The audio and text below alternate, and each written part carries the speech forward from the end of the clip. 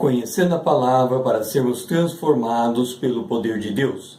E hoje lendo em João capítulo 14, o versículo 6. Respondeu-lhe Jesus: Eu sou o caminho e a verdade e a vida. Ninguém vem ao Pai senão por mim. Vamos entender o cenário. Nós estamos na quinta-feira à noite. Jesus terminara de celebrar a ceia do Senhor. Judas, o traidor, estava no meio deles. Judas havia se retirado da sala para o vender por 30 moedas. Portanto, no dia seguinte, às 9 da manhã, Jesus estaria crucificado. Às 15 da tarde, ele teria entregue o seu espírito ao Pai. Neste momento, ele fica somente com seus 11 discípulos. De toda a sua jornada com os seus discípulos, era o momento mais íntimo com eles. O Senhor estava se revelando e ele vem e declara: Eu sou o caminho e a verdade e a vida. Ninguém vem ao Pai senão por mim. Ora, qual é o ponto de partida deste caminho? Nós encontramos em João capítulo 12, o versículo 32. Jesus disse: E quando eu for levantado da terra, atrairei todos a mim mesmo. Ali está o ponto de partida, o momento em que ele haveria de se levantar na terra, o que aconteceria no dia seguinte, porque em João capítulo 12, o versículo 33 diz: Isso diz significando de que gênero de morte estava para morrer. Na morte de Jesus, ele haveria de nos atrair para ele. E é para este caminho que o Senhor nos convida a prosseguir. Em Mateus capítulo 16, o versículo 24, nós encontramos o convite. Então disse Jesus aos seus discípulos: Se alguém quer vir após mim, a si mesmo se negue, tome a sua cruz e siga-me. Ora, nós que estamos seguindo este caminho, nós que deixamos a nossa vida psique, a nossa vida da alma, para desenvolver a nossa vida zoé, a nossa vida do espírito, nós entendemos e sabemos que a cruz é o ponto de partida. Jesus é o caminho e a cruz é o ponto de partida. E qual é a verdade? Vamos conhecer a primeira verdade. Jesus disse, e João capítulo 14, o versículo 11, Crede-me que estou no Pai, e o Pai está em mim.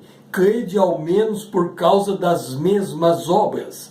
Em João capítulo 10, o versículo 30, reforçando esta primeira verdade, ele diz: Eu e o Pai somos um. Agora vamos conhecer a verdade derivada dessa verdade. Podemos quase dizer uma segunda verdade. João capítulo 14, o versículo 20. Naquele dia, vós conhecereis que eu estou no meu Pai, e vós em mim, e eu em vós. De que dia o Senhor fala? No dia do derramamento do Espírito Santo. Ele havia dito: Fique em Jerusalém até que do alto sejais revestido de poder.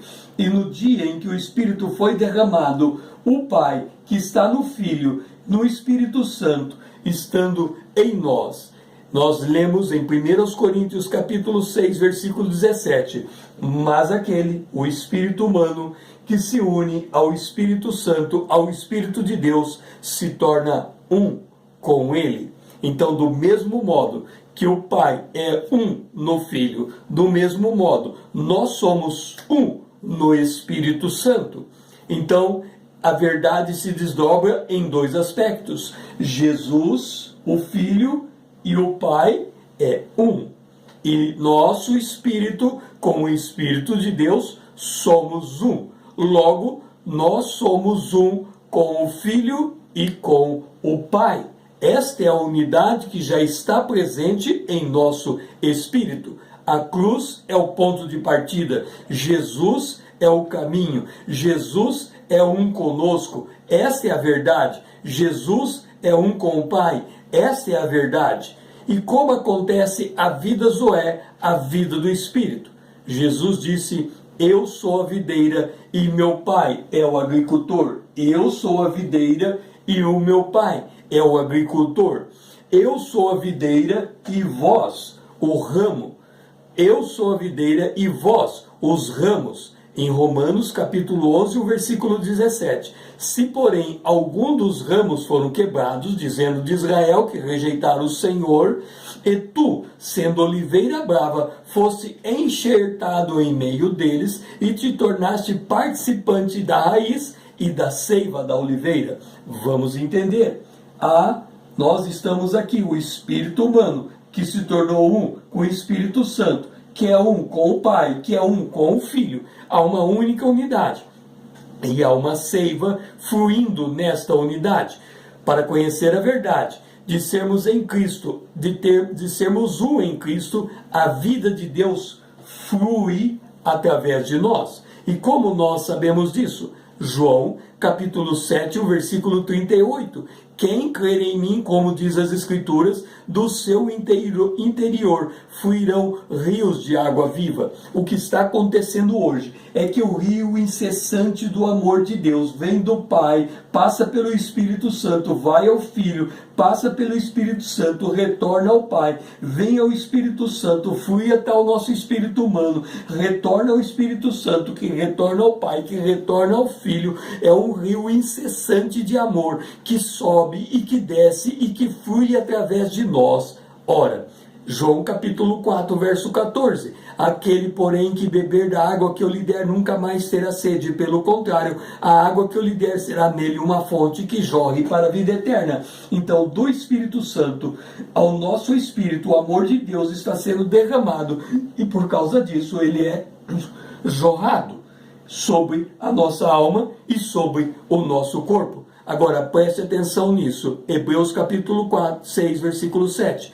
Porque a terra que absorve a chuva que frequentemente cai sobre ela e produz erva útil para aquele por quem é também cultivada, recebe a bênção de Deus. Nós somos abençoados por Deus, porque estamos na presença de Deus. O amor de Deus está sendo derramado em nós. E quanto mais nós usufruirmos dessa bendita presença, maior é a bênção de Deus sobre nós. Maior é a presença de Deus sobre a vida daqueles que estão em nosso derredor. O meu nome é César, usando da internet para com você compartilhar a palavra de Deus.